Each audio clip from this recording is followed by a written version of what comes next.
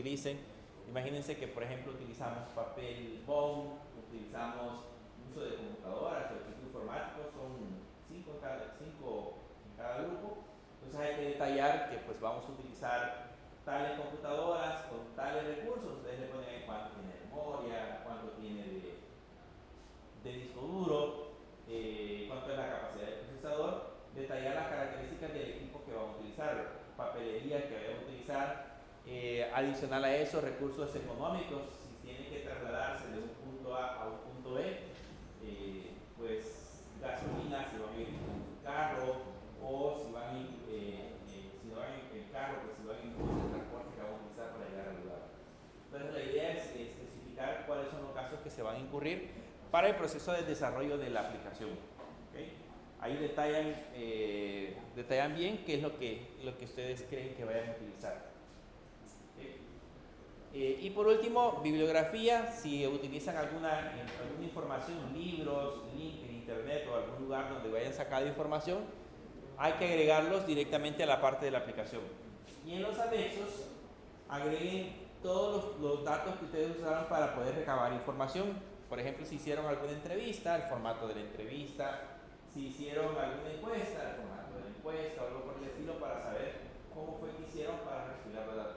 Documentos que la empresa les haya dado para la evaluación del sistema, por ejemplo, si es un sistema de inventario, si ya les dio formatos de un CARES, por ejemplo, entonces analizar el formato del CARES, la información que hayan obtenido directamente de la empresa. Eso lo van a colocar perdón, en la parte de los anexos. Ahí dice que el sistema va a ser desarrollado en el lenguaje de programación que el grupo maneje mucho mejor, así que ustedes deciden cuál es el que quieren utilizar. Lógicamente, ese lenguaje de programación es el que al final de cuentas ustedes van a venir a presentar al final del ciclo para decirnos, mire, lo hicimos en Java, por ejemplo, por estas y estas razones, lo hicimos en PHP, por estas y estas razones, y así sucesivamente. Ustedes deciden qué lenguaje de programación van a utilizar. ¿Dudas? ¿No? Ese documento tienen que subirlo el día del parcial. Ya en la otra semana es la última semana del ciclo y la siguiente semana es, si la otra semana es la última semana del ciclo. Sí, la siguiente semana, la primera semana de marzo es semana de parciales. Entonces la primera semana de marzo ya tendrían que tener eso. Así que se lo presento ahora para que tengan tiempo para sentarse y recuperar la información que les haga falta. Bien.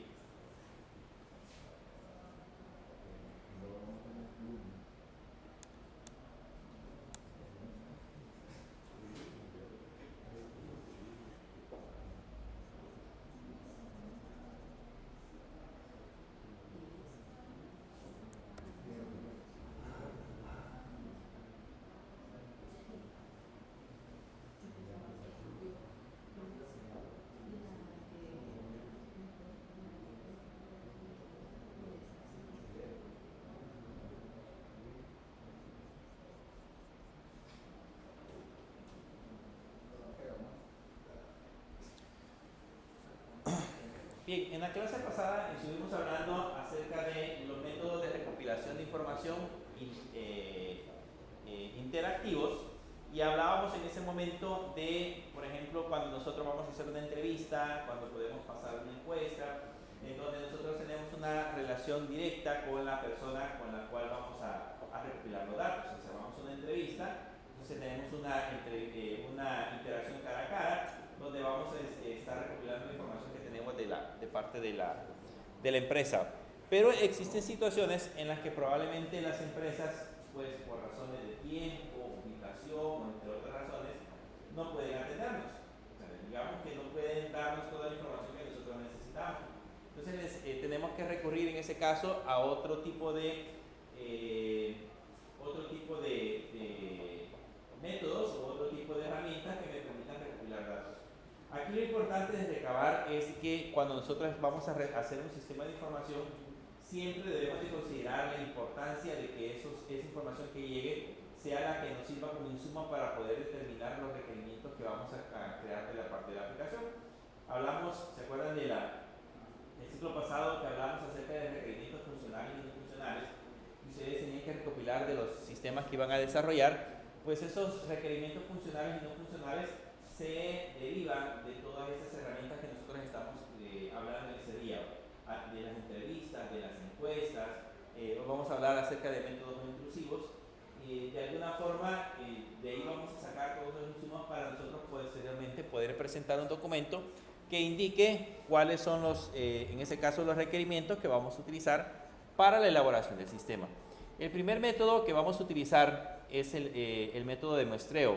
A eso se les conocen como métodos no intrusivos porque no necesitamos una iteración directa con las personas. Aquí no vamos a ir y sentarnos con las personas directamente, sino que vamos a, de alguna forma, a tomar otro tipo de datos o a recabar otro tipo de información para poder recabar estos datos que nosotros vamos a generar. El primer paso es la parte del muestreo.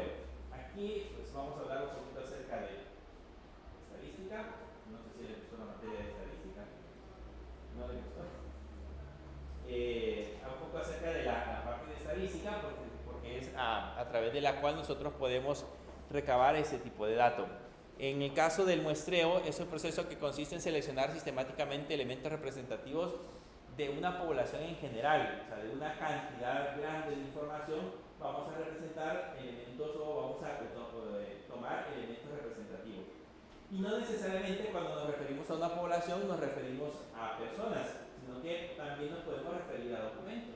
Imagínense que, por decirles algo, sucede dentro de la empresa que se están generando errores en el proceso de facturación y necesitamos identificar cuál es el error que se está generando y tenemos un cúmulo de gran cantidad de datos y debemos identificar el error que se genera en todos ellos. No nos vamos a poner a seleccionar o a revisar factura por factura. Generalmente lo que vamos a hacer es que de todo el cúmulo de datos que tenemos, de todo el montón de facturas que hay, vamos a tomar una muestra. Y a partir de esa muestra es que nosotros vamos a empezar a determinar cuál es el problema que se está generando durante el proceso de facturación. Entonces, a eso normalmente se le conoce como un proceso de muestreo, un proceso de sacar información directamente de la parte de los datos. Aquí vamos a encontrar, por ejemplo, información que pueden ser cantidad de informes, formularios, documentos de resultados, memorandos, información de los sitios web, que es información misma de la organización que nos va a servir para poder extraer algunos datos específicos. Pero como les mencionaba, esos datos normalmente nosotros nos los vamos a tomar directamente de la aplicación. ¿Cuál es la necesidad de utilizar un muestreo? Imagínense que necesitamos hacer un estudio dentro de la universidad para la elaboración de la aplicación móvil. Tal vez algún día nos escuchan y hacen la aplicación móvil. Pero imagínense que vamos a decir, no, o alguno que quiera hacer su proyecto de graduación pueda tomarse la molestia de crear la aplicación móvil. Pero imagínense que, digamos que necesitamos hacer un estudio para determinar la factibilidad que tiene el diseño de la aplicación móvil. Necesitamos saber si realmente los alumnos creerían que es necesario que una aplicación de ese tipo se pueda implementar dentro de la universidad para, por ejemplo, consultar datos académicos que ustedes necesitan. Imagínense que al ir a hacer una solicitud a registro académico ya no sea necesario hacerla directamente desde el lugar, sino que lo podamos hacer a través de una aplicación. Entonces, el primer paso es reducir costos.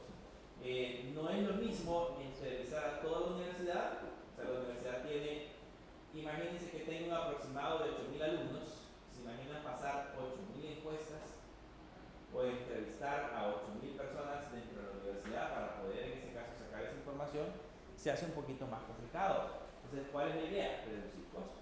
De esa población total, que son 8.000 personas, vamos a extraer nada más una pequeña parte.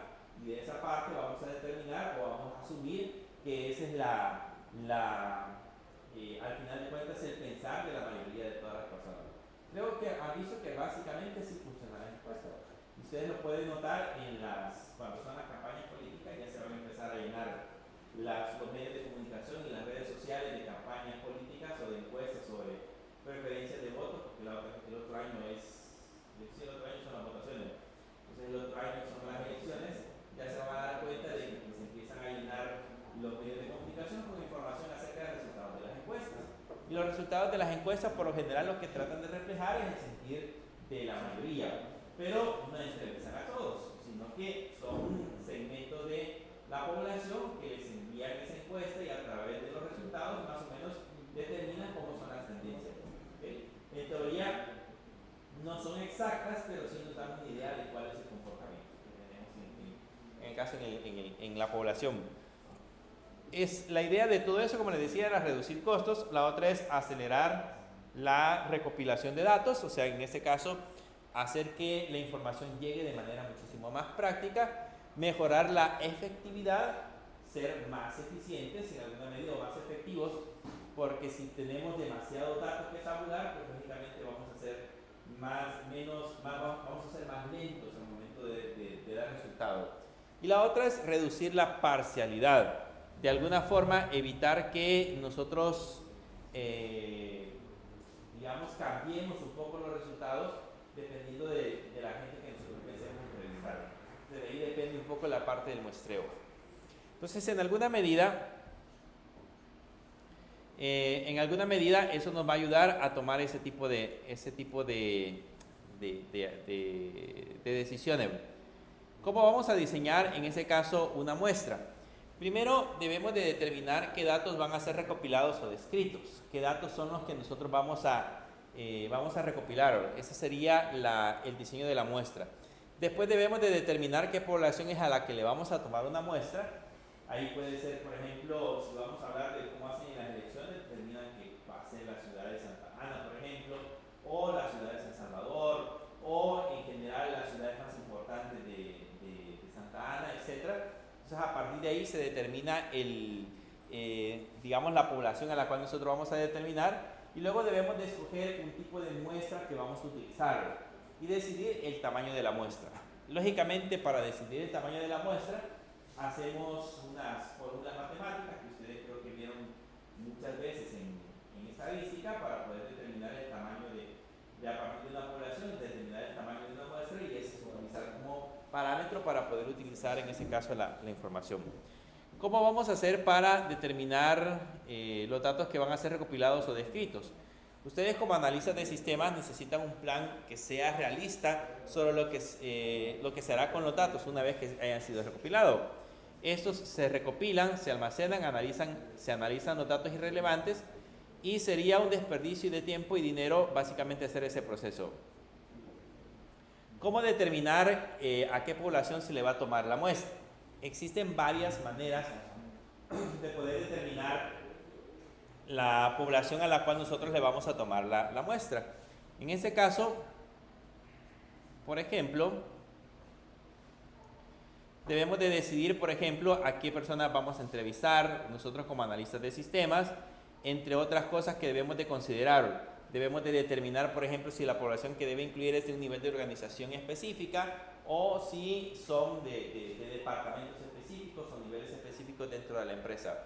¿Qué tipo de muestra es la que vamos a utilizar? Aquí hay varios tipos de muestra que nosotros podemos utilizar dentro de la aplicación. Existen, por ejemplo, tipos de muestra que son utilizados por conveniencia, intencional, están las simples y están las complejas. En este caso, las muestras por conveniencia son de tipo irrestrictas y no probabilísticas. ¿Okay? Es una forma de poderlas clasificar. Por ejemplo, una muestra se puede llamar por conveniencia si ustedes, como analistas de sistemas, publican un aviso en el intranet, en la compañía, pidiendo que a todos los interesados de los nuevos informes del desempeño de ventas asistir a una reunión el martes a las 12, de 12 a 1 p.m. Esa podría ser una muestra por conveniencia, porque ¿quiénes van a llegar? Probablemente los que digan, de 12 a ese horario, pues voy a perder tiempo, por ejemplo, voy a llegar a la entrevista o voy a llegar, en ese caso, a la reunión, pero probablemente no lleve mayor información importante. Entonces, no necesariamente voy a tener dentro de la reunión a las personas que realmente me interesan, sino que probablemente vayamos a tener dentro de la reunión a personas que solo llegaron porque vieron el anuncio y probablemente les llamó la atención, pero que probablemente dentro del transcurso de la reunión no puedan ofrecer mayor información. Existe la otra que es la intencional y se basa en juicios. En este caso, el analista de sistemas puede escoger un grupo de personas que parezca conocedor o interesado del nuevo sistema de información. Entonces aquí el analista de sistemas se basa en muestra de criterios, conocimiento e interés del nuevo sistema, pero sigue siendo una muestra no probabilística. O sea, yo decido a qué persona voy a llamar. Entonces allí también es un poco más complicado, porque si yo desconozco un poco cómo funcionan todos los roles dentro de la empresa, probablemente seleccione personas que no sean las adecuadas para que me puedan proporcionar, en ese caso, esa información. El muestreo en ese caso se convierte en una intención, pero sigue siendo en este caso no probabilística.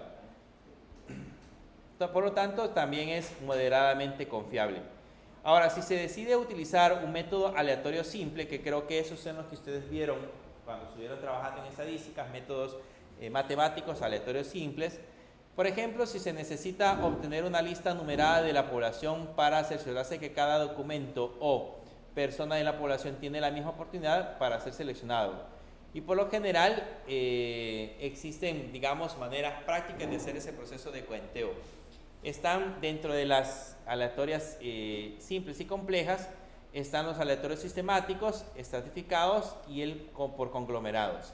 Son, digamos, otras formas de escoger aleatoriamente las personas que van a llegar.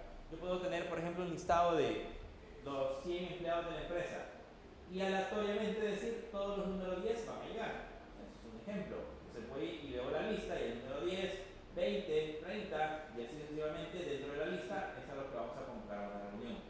Sigue siendo aleatorio, pero el problema que nos vamos a encontrar es que si de mala suerte el 10 no tiene toda la información que yo quiero, probablemente no obtenga datos tan relevantes. Entonces hay otras maneras de poderlos hacer. Aquí tenemos los ejemplos de cómo funcionan en ese caso los métodos de recopilación de información. Están los elementos de la muestra que se seleccionan directamente sin restricciones. Están los elementos de la muestra que se seleccionan de acuerdo a criterios específicos, y ahí están los de conveniencia, intencional, los aleatorios simples, y están los aleatorios complejos, que son sistemáticos, certificados y por conglomerado. En estos métodos hay diferentes maneras de recopilar la muestra. Ahí les aparece en el documento cuáles son la forma de hacerlo. Y luego que ya tenemos especificado este tipo de muestreo, la otra forma es cómo hacemos para decidir el tamaño de la muestra. O sea, cómo hacemos para determinar cuánto es el tamaño de la muestra que vamos a utilizar. Por aquí hay unas fórmulas más o menos para calcular ese elemento. Creo que ustedes la vieron. Aquí casi no se ven las fórmulas.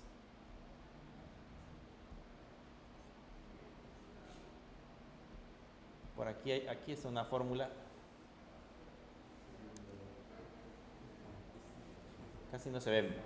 Pero ahí hay unas fórmulas que sirven para determinar en ese caso el tamaño de la muestra.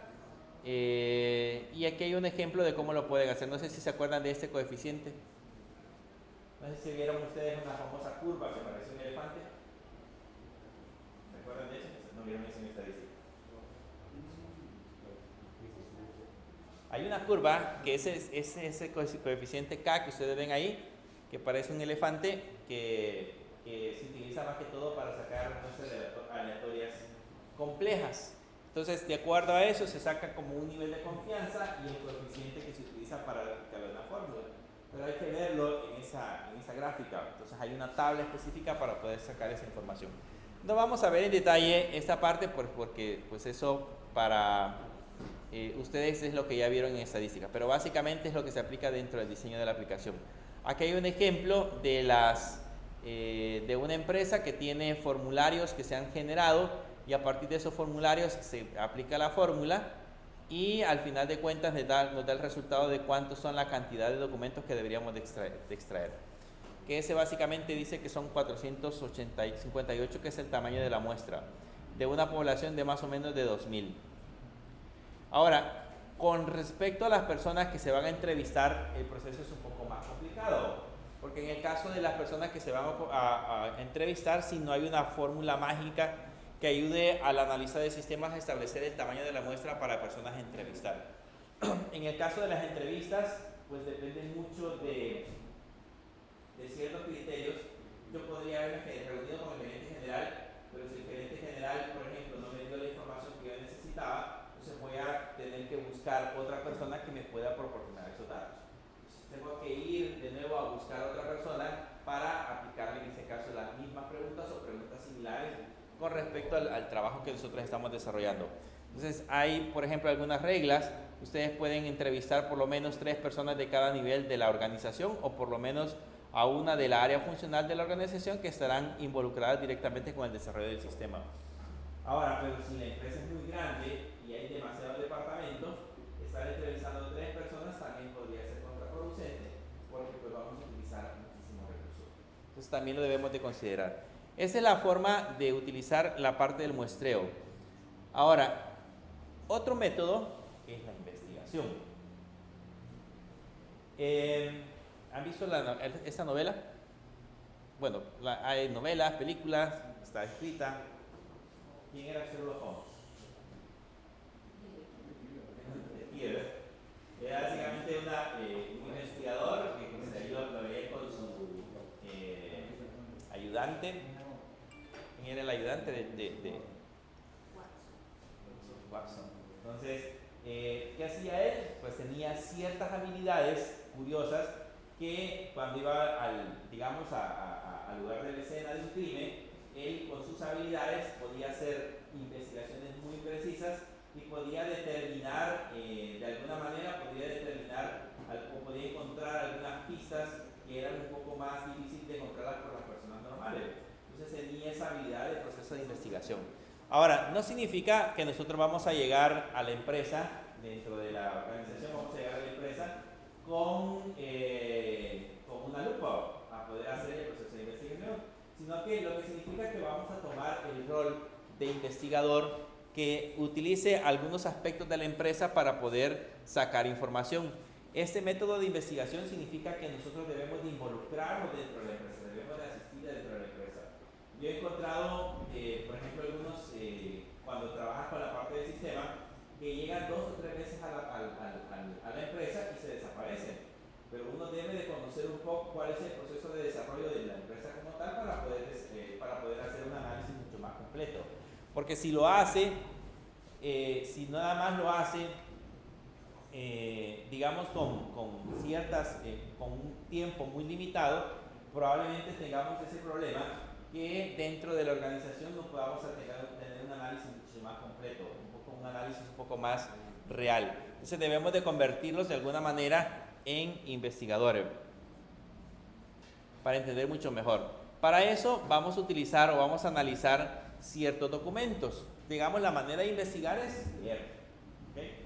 Tenemos que leer información, leer datos directamente dentro de la empresa. Y para eso hay diferentes formas de hacerlo. Están primero el análisis de documentos cuantitativos. Cuando hablamos de cuantitativos, hablamos de información que representa cantidades, que representa en este caso probablemente dinero. Todas las empresas existen muchos documentos cuantitativos disponibles para su interpretación y entre ellos se incluyen informes usados para la toma de decisiones, informes de desempeño, registros y una variedad de formularios. Todos estos documentos tienen un propósito y un público específico a los cuales van dirigidos. Por ejemplo, ¿saben cuáles son los informes de desempeño? Se van a dar cuenta cuando empiezan a trabajar. Para que sirvan los informes de desempeño. Yo trabajaba hace años en una empresa en San Salvador que cada 6 meses enviaban una evaluación y la evaluación iba para el jefe, no era para nosotros, sino que era para el jefe nos evaluaba a nosotros y ese era como un informe de desempeño de cuáles, digamos, qué tantas tareas nosotros habíamos hecho durante el desarrollo de esos 6 meses y qué tan bien las habíamos hecho. Entonces él calificaba de una escala de 0 al 9, de 0 al 10, ponía una nota más o menos de cómo nosotros habíamos desarrollado cada una de las tareas. Y ese informe, al final de cuentas, tenía una ponderación. Y lo que hacían al final del año, en esa empresa era muy buena esa idea,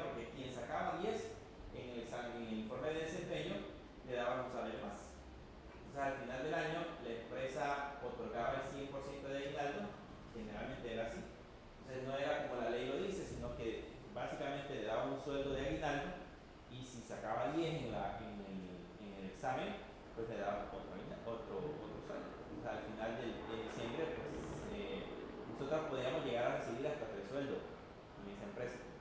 Años después tuvo problemas económicos y se quitaron todas esas evaluaciones. Pero digamos que originalmente así funcionaba.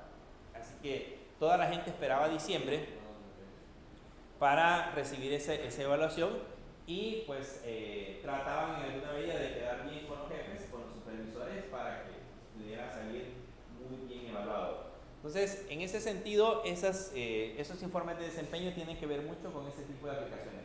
Nosotros hicimos también en la empresa donde yo trabajaba hace años, en una fábrica, hicimos un sistema también que tenía que ver con informes de desempeño.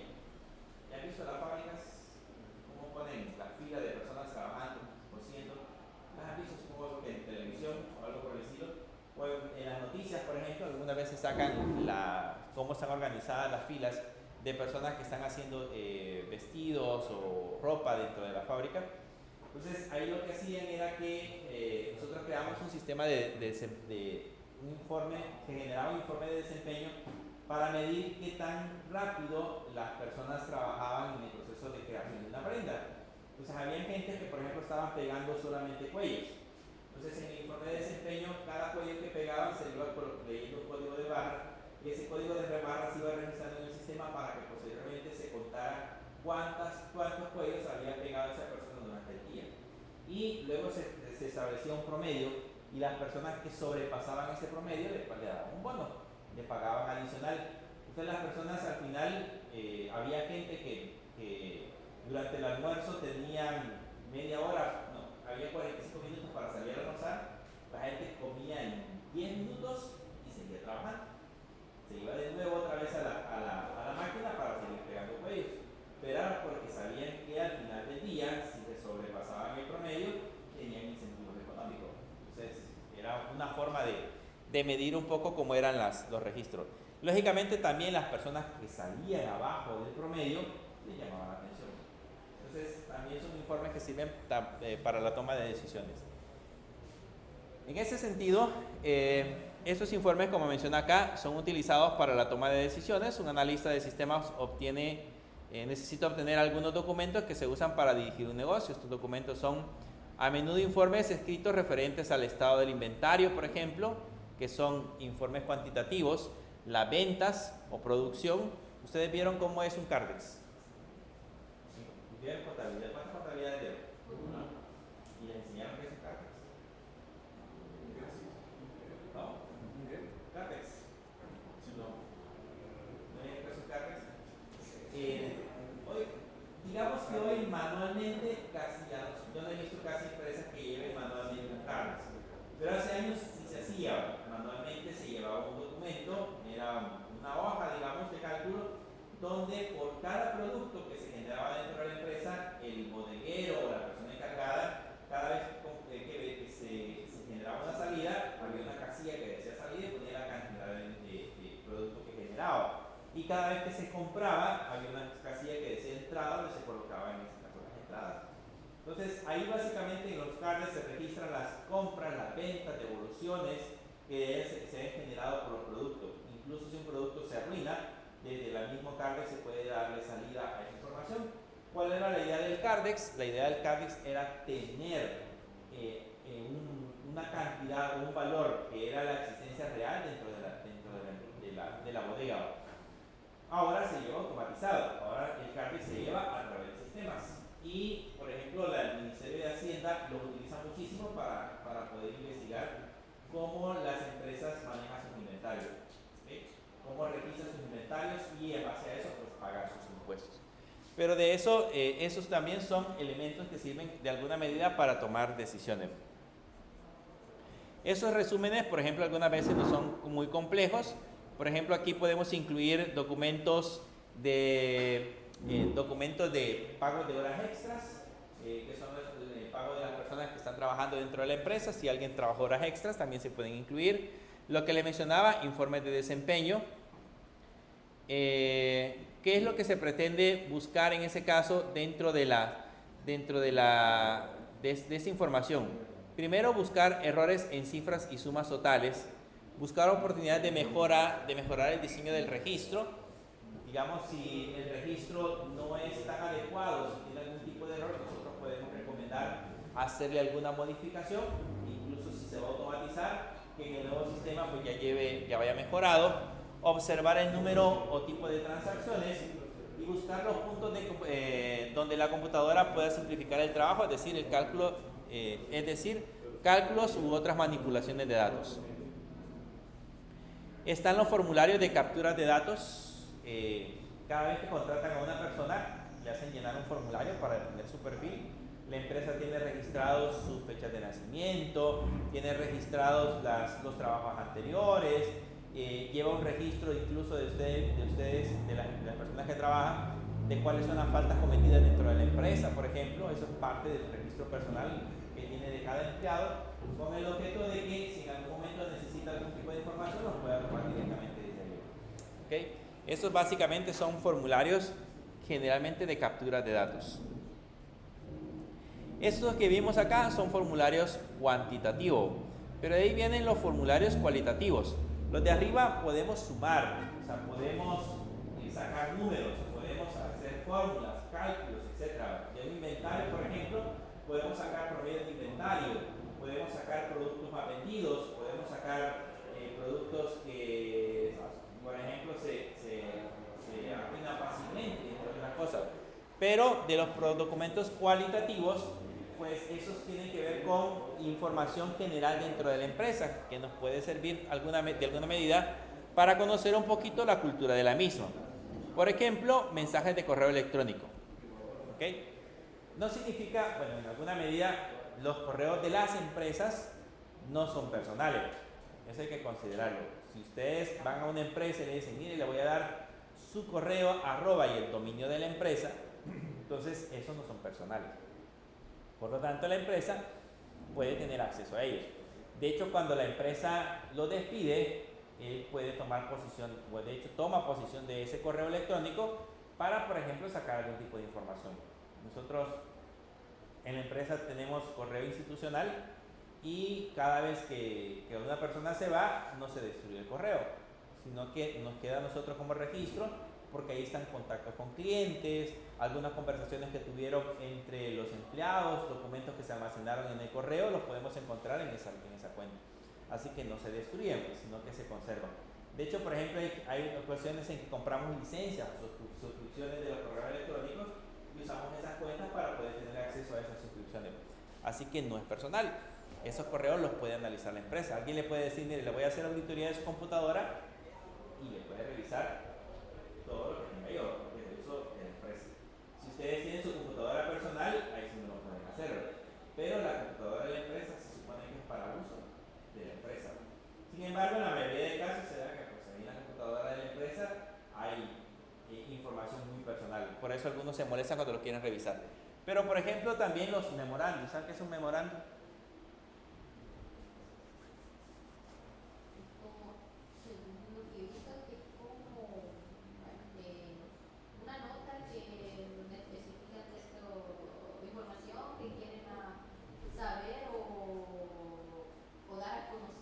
Dar a conocer, digamos, generalmente son los jefes.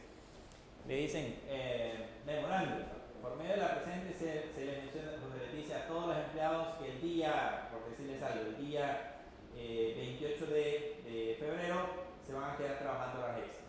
Eso podría ser memorando. O se les dice, a través del comunicado les dice, se les quita el bono de no sé qué. Entonces ahí aparece toda esa información. Entonces los memorandos es una manera en la que los jefes comunican ciertas decisiones. Los carteles en los tableros de anuncios, ¿se acuerdan que cuando ustedes, no sé si estaban en el colegio, había murales, un periódico mural? En ese periódico mural generalmente se colocaban noticias. ¿Alguna vez les tocó hacer el periódico mural? Dice todo. Colocábamos ahí información, datos que nos iban a servir durante un periodo de tiempo determinado. Y si había alguna noticia importante que quisiéramos anunciar, pues la podríamos colocar dentro de ese periódico mural. Entonces, esto generalmente está en el área de trabajo, también están las páginas web, manuales de procedimientos y manuales de políticas. Estos son muy importantes, los manuales de procedimientos y políticas, porque en alguna forma, a través de ellos, podemos saber un poquito acerca de la cultura de la empresa. Nosotros, yo he preguntado, por ejemplo, aquí dentro de El Salvador, si dentro de las políticas de las empresas existen políticas que tengan que ver con la parte de la seguridad. Y muchas de las empresas no los tienen. Nosotros en Estados Unidos, con la empresa que trabajamos en Estados Unidos, internamente piden un documento que se le conoce como el documento SOC, SOC. Es como una certificación, es como una auditoría que le hacen a la empresa para verificar si cumple ciertos lineamientos de calidad con respecto a seguridad, con respecto a procedimientos y políticas dentro de la empresa. Entonces, si la empresa no tiene políticas, bueno, hay empresas que ni saben qué son las políticas, entonces probablemente haya ciertos aspectos que no funcionen. Por decirles algo, para despedir a un empleado, hay ciertos procesos que se deben seguir. En el caso, por ejemplo, nosotros, cuando se despide a un empleado o cuando un empleado se va de la empresa, entonces debemos, dentro de los procedimientos están eliminar los accesos a todos los recursos que tiene dentro de la empresa, servidores, bases de datos o cualquier otro correo electrónico, eliminamos el acceso o damos de baja los accesos. Si tiene accesos por ejemplo, remoto hacia las aplicaciones, también eliminamos esos accesos remotos. Entre otras cosas, se notifican a los clientes que la persona ya no trabaja para la empresa para que no siga en contacto con ella. Pero eso está establecido dentro de las políticas y procedimientos que tiene la misma empresa. Entonces son documentos que nosotros también podemos leer un poco. Y alguien podría decir, pero ¿y en qué influyen esas manuales o esas políticas dentro de un sistema de información? Influyen en los procesos que vamos a crear dentro de la aplicación. Dentro de la aplicación si es por ejemplo de recursos humanos, probablemente vayamos a colocar un listado de las posibles causas por las que un empleado ha sido despedido. ¿Saben ustedes cuáles son las causas por las cuales a un empleado lo pueden despedir y no le pagan indemnización?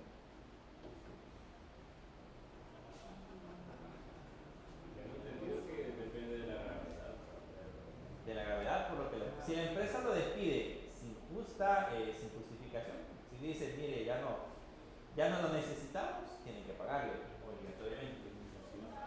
Tienen que pagar la indemnización. Un ejemplo, si filtra alguna información privada, hay una causa justificada que violó en ese caso las políticas de la empresa y no le da indemnización. ¿Okay? ¿Saben cuánto es la indemnización? Pero para que le den indemnización tiene que haber trabajado. Tiene que haber trabajado con él para que le den indemnización. ¿Saben cuánto le pagan de indemnización? Una cantidad de salario, Es un salario por año, por cada año. Así que yo conocí una persona en una empresa que yo trabajaba que tenía 22 años de trabajar en la empresa y por una falta que cometió la despidieron y no le dieron absolutamente nada. O sea, perdió 22 salarios de su vida por ese pequeño problema. Y bueno, ahora según la ley también hay una manera en la que ustedes pueden, por ejemplo, renunciar. Antes, si ustedes renunciaban, no tenían derecho a indemnización. Ahora hay un proceso legal que ustedes pueden seguir para renunciar y no es una indemnización, pero sí una bonificación. O sea, le pagan por su tiempo, no la misma cantidad de dinero, pero sí reciben algo. Así que no se van con la mano vacía. Así que cuando estén trabajando y después de 2 años de estar laborando en la empresa deciden renunciar, sepan que si siguen el proceso legal, la empresa está obligada a pagarles por el tiempo que ustedes hayan estado trabajando dentro de la empresa. Si siguen el proceso legal. Pero si solo dejan de llegar a la empresa o dicen renuncio, llegan hoy y le dicen hoy renuncio, mañana ya no vengo, no les van a dar nada. Hay un proceso legal que deben de seguir.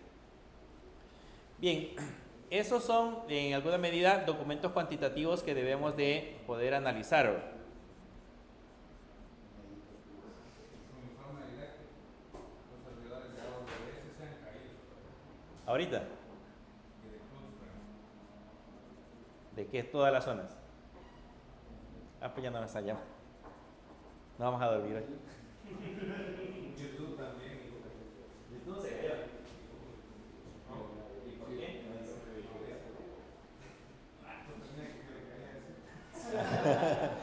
Sí, ya no voy a dormir. Cuando es problema cuando es problema de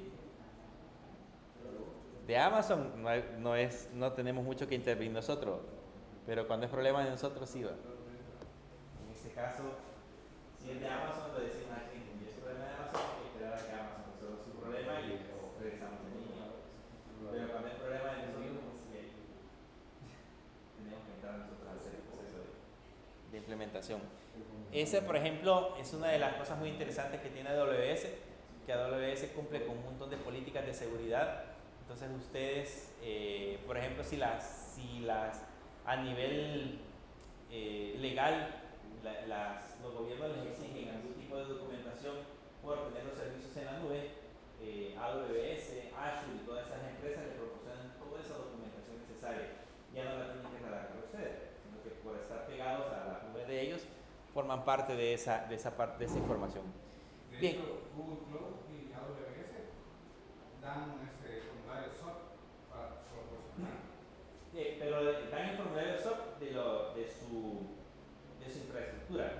Entonces, como uno está pegado a ellos, dentro de los requerimientos que uno tiene para poder estar certificado o pasar esa auditoría, está el hecho de que si yo tengo un proveedor de tercero, debo de tener el SOC del proveedor de tercero. En ese caso, descargar ese documento y presentarlo como prueba. En Estados Unidos es bien complicado, porque incluso, por ejemplo, si ustedes cobran con tarjeta de crédito, aquí en El Salvador, yo puedo crear una página y le pongo cobro con tarjeta de crédito y puedo cobrar y no tengo mayor problema. Pero en Estados Unidos, si hago ese proceso, es un poco más complicado. Debo cubrir ciertas leyes, reglamentos, certificaciones para validar que puedo cobrar con tarjeta de crédito. Entonces ya saben, porque las tarjetas se clonen, se pierdan los datos, etcétera, etcétera. Entonces es más delicado. Pero aquí en El Salvador es un poco más simple por las leyes que tenemos. Bien, algunas cosas que debemos de considerar para analizar los documentos cuantitativos que nos encontremos dentro de la empresa es, primero, debemos de examinar los documentos en busca de metáforas claves u orientadoras. Ahí podemos encontrar el eslogan de la empresa, les decía algunas cosas culturales o costumbres que tienen las empresas. Por ejemplo, nosotros en algunas empresas nos encontramos de que como tradición dentro de las empresas, lo que yo visité en cierta ocasión, tenía como tradición que el día de la cruz ponían una cruz y todos los empleados ponían sus ofrendas para poder adornar la cruz y participaban en el proceso. La señora, la dueña de la empresa, era muy católica y pues, tenía esa costumbre dentro de la empresa, así que ponían un memorándum y hacían todo el proceso. También dice, busca una mentalidad de internos contra externos o de nosotros contra ellos. Liste los términos que caracterizan lo bueno, lo malo y que aparezcan repetidamente en los documentos. Hay que buscar mensajes y gráficos significativamente colocados en áreas comunes o en páginas web, y hay que identificar algún sentido del humor si es que lo hay. Esa es básicamente la manera en la que nosotros vamos a examinar los documentos de tipo cuantitativo. ¿Qué podemos observar en ellos? ¿Qué tipo de información vamos a observar? Carteles o pancartas en los tableros de anuncios o en las áreas de trabajo, sitios web corporativos, manuales y manuales de política. Esa es básicamente la manera en la que nosotros vamos a buscar información. Esa es la parte de la investigación, ir y recopilar datos de documentos, tanto internos como externos que tenemos dentro de la organización. Pero existe otra manera de hacerlo, que es la observación. ¿Okay? Aquello que vimos allá es la parte de la investigación. Ir y recopilar datos físicos, analizar documentos físicos y empezarlos a investigar. Pero existe también la parte de la observación. Y en ese sentido hay un método dentro de la observación que sirve para, en este caso, determinar ese tipo de información. Básicamente debemos de observar el entorno físico y el método que se utiliza es el método que se llama Strobe. Ese método tiene varias cosas que debemos de considerar. Primero, ¿creen ustedes que la ubicación de la oficina de un jefe es importante para poder analizar un poco su comportamiento?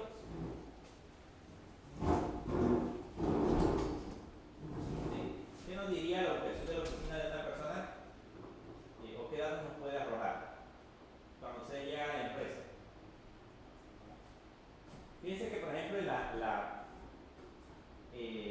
una de las empresas que nosotros visitábamos, el gerente general tenía su oficina en la segunda planta. O sea, la primera planta era toda la fábrica y la segunda planta era solamente la oficina de él. Y bueno, ahí arriba tenía su espacio para poder recibir las visitas. Era totalmente diferente, una oficina un poco más adecuada al nivel que él tenía, que era el gerente general de la empresa. Y dentro de la misma fábrica estaba la oficina del gerente de producción. Y la oficina del gerente de producción se encontraba al centro de la fábrica. Entonces, y de hecho, todos los vídeos que tenía esa oficina estaban visibles hacia alrededor. O sea, podían ver desde cualquier punto, podían ver al gerente de producción cuando se sentaba sentado frente a su computadora. Pero ¿qué le decía esa información? Que él estaba de alguna manera abierto a que cualquiera podía llegar y consultar cualquier dato. Por un lado, y por otro lado, el gerente de producción con eso podía observar toda la fábrica por completo para ver quiénes estaban trabajando y quiénes no. Entonces, eso es importante de alguna forma. Mientras que la otra persona, como era el gerente general, pues él tenía apartada su oficina solamente para recibir a aquellas personas importantes.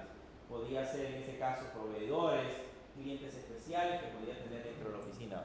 Entonces, eso es importante. La otra es la colocación del escritorio. ¿Qué significa tener, digamos, el escritorio y colocar siempre a las personas al frente? Si yo tengo un escritorio grande y coloco a las personas al frente o las coloco al lado, ¿cuál sería la diferencia?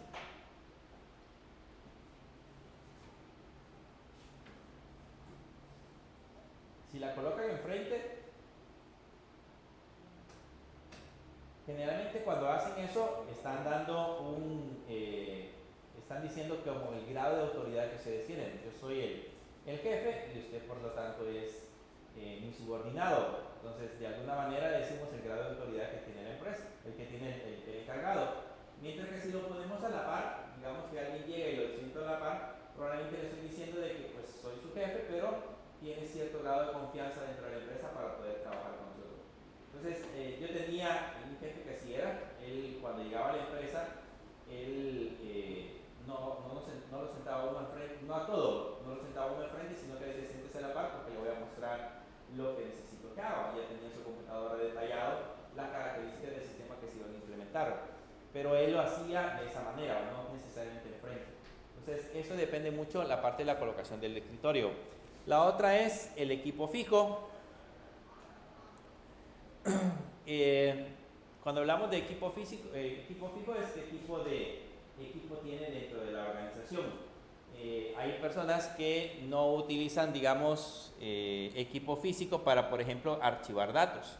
Si necesita, digamos, un archivo, han visto que algunos tienen hasta grandes cuartos donde están los archiveros, que casi ya no se usa, pero casi el cuarto grande donde están los archiveros donde guardan toda la información, o estantes o cosas como esa. Eso tiene que ver un poco la parte del equipo físico. Cuando hablamos de accesorios, ¿qué pasa si llegamos dentro de una empresa y vemos a un dueño de la empresa o un jefe de la empresa que no usa computadora? ¿Qué idea les daría? Que es la antigüita. ¿Que es la antigüita? Ajá. ¿Que es apático el uso de las computadoras? O que delega a otra persona. O que delega a otra persona. Pero generalmente cuando, si delega, eso es importante porque lo puede hacer. Pero acuérdense que el uso de accesorios como el uso de la computadora es importante porque con eso nos dice que él es técnico, porque le gusta mucho la tecnología. De alguna manera le gusta controlar un poco cómo utiliza la información. Así que, de alguna manera, los accesorios como el uso de computadoras, tablets, teléfonos celulares, data mucho de cuál es el alcance que esta persona tiene o la perspectiva que esta persona tiene con respecto al uso de la tecnología. Si tiene, por ejemplo, un teléfono demasiado viejo, siendo el dueño de la empresa, pues nos dice de que probablemente lo tiene así porque ya se acostumbró y no le gusta actualizarse. Entonces, de eso nos puede dar alguna idea de los posibles problemas que podríamos tener en la toma de decisiones. Fuentes externas de información. ¿Cómo hace el dueño de la empresa para informarse, para tomar decisiones? Utiliza, por ejemplo, las redes sociales, utiliza los periódicos, utiliza revistas o algo por el estilo para poder mantenerse informado, Esas son fuentes externas de información que utiliza en ese caso el tomador de decisiones. Y eso nos va a dar una idea de qué tan actualizado pueda estar de alguna forma. La otra, la iluminación y el color de la oficina. ¿Creen que los colores influyen? ¿El color que tiene el aula creen que es adecuado? No. No. Ahí. ¿Qué color le daría? Muy oscuro. Algo así como gris para que no se mire tan oscuro, pero así el colorcito claro no me. No mucho. De hecho, no se logra ver bien Mucha luz. mucha luz. Bueno, se supone que la luz de esa manera es para que ustedes no tengan problemas de la vista. Entre más oscuro es más difícil. Pero, ¿han visto cómo decoran las aulas de las escuelas de los niños? Sí. ¿Por qué creen que lo hacen así? Para que se sientan Ambientados, tienen muñequitos por todas partes. Normalmente los de parvularia, viste que las maestras de parvularia deben de tener una gran creatividad para poder adornar sus aulas, porque de alguna manera eso motiva a los niños para que estén dentro del aula. Si llegan a una aula gris, o digamos así como esa, que no solamente tiene la visión y la visión, pues no se van a sentir y el de no comer, no se van a sentir tan motivados que digamos. Mientras que a los niños se les gusta el colorido, las cosas particulares, etcétera, etcétera. Aquí la universidad no lo hace así, ¿verdad? Pero en teoría en esos lugares para eso sirve, para motivar a las personas. Entonces, en alguna forma, la iluminación y el color de la oficina tiene mucho que ver.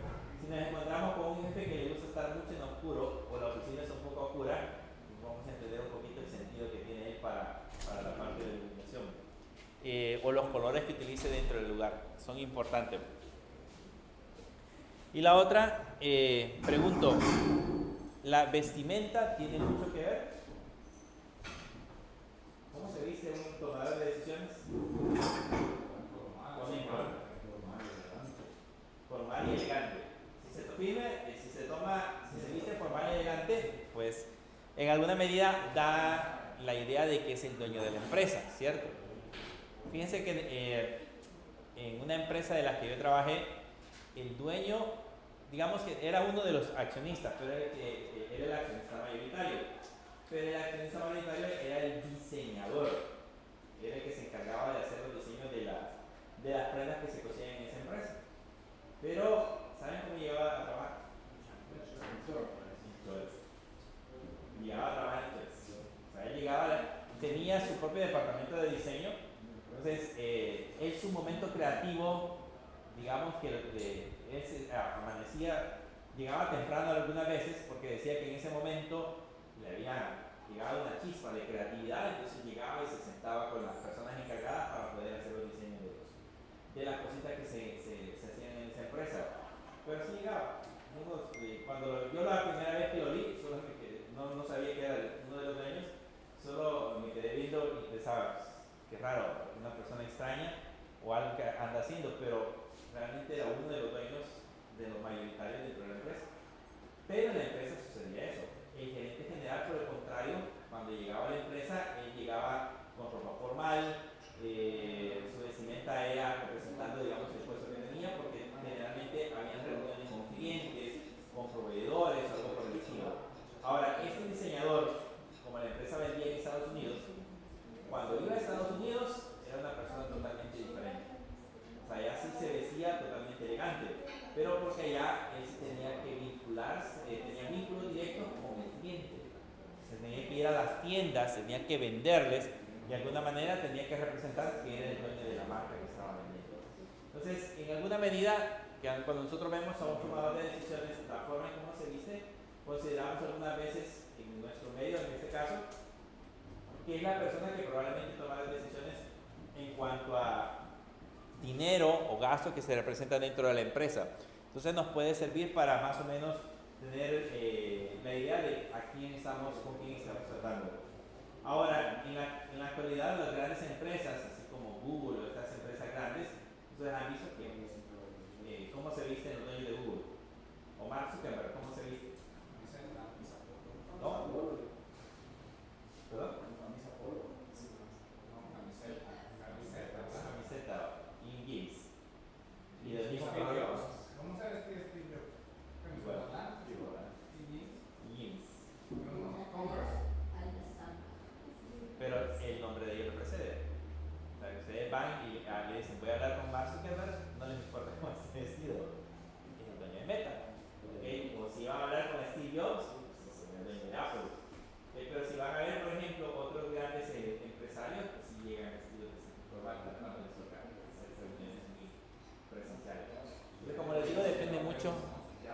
depende mucho de eso. Hay que hacerse famoso para llegar vestido de diferente manera. Nosotros, por ejemplo, en una de las convenciones que fuimos hace años, logramos diferenciar quién era el dueño y quiénes eran los programadores. Bueno, quién era el dueño y el representante de la empresa y quién eran los programadores por la forma de vestir. Estaban fuimos a ver un producto y estaban en un stand, y en el stand estaba el dueño, estaban los programadores. El dueño en esa vez no andaba de saco y corbata, pero andaba vestido no andaba de corbata, pero sí cargaba su saco, andaba vestido formalmente y era muy bueno para expresarse. Mientras que los programadores, cuando lo vimos, andaban en tenis, con jeans, las camisas negras y de fuera, y así pues, a ellos son los programadores. Lógicamente nosotros en ese entonces nos interesaba mucho conocer el producto y nos entrevistamos con los programadores, porque ellos conocían a fondo cómo estaba creado la parte del código y todo eso. Pero sí, desde que lo vimos dijimos que ellos son los que se encargan de hacer el código. Pero porque no eran la cara de la empresa, sino que la cara de la empresa era la otra persona que se encargaba de estar directamente con los clientes. Así que de alguna forma sirve más o menos identificar cómo es la vestimenta que tiene cada una de las personas con las que nosotros podemos entrevistar para en alguna medida tener una idea de qué decisiones podrían tomar. ¿Okay? Y eso tiene que ver un poco con la parte de la observación. Si se dan cuenta, aquí somos nosotros los que nos vamos a tomar el tiempo de observar de alguna forma cómo estos elementos dentro de la empresa forman parte de la cultura misma que esta tiene. ¿Okay? Para eso nos va a servir. Bien,